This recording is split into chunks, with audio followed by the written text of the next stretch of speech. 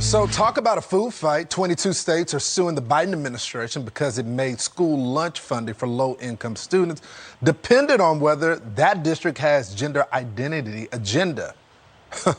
Our next guest is part of the lawsuit. Joining us now is Alabama Attorney General Steve Marshall. Attorney General, thanks so much for joining the program. I was one of those guys that were on free and reduced lunch. Why is the Biden administration picking this fight, making the kids suffer because of this politics?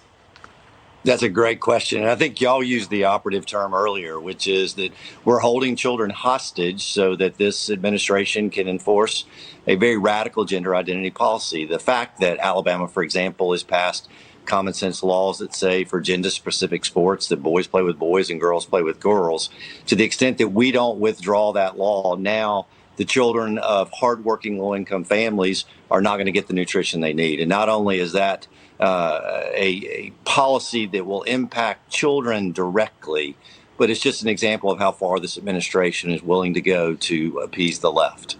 You know, Attorney General, is this coming directly from the White House? Obviously, the USDA is a part of the executive branch, but is the Biden administration setting guidance on this type of stuff? It just seems like a stupid fight when parents are already suffering. We just hit a recession, and now you're going to put the health and well-being of their kids to get a free meal when they're already struggling. I mean, I just don't get it.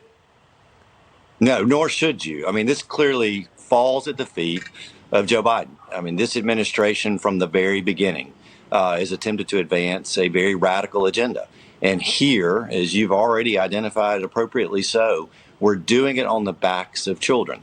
And not only is it a policy that's going to impact children in a very adverse way, but it's also one that me and my colleagues are willing to stand up and fight for. We've done it on multiple issues.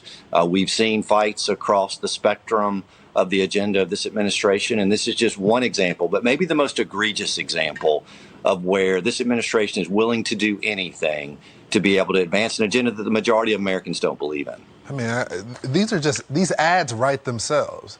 Every Republican should be running an ad saying they don't want your kids to eat, because that's exactly what they're doing here. It's just unacceptable. Anyway, thank you so much, Attorney General, for coming on the program. So we reached out to the U.S. Department of Agriculture for a statement, but of course, we didn't hear back from them.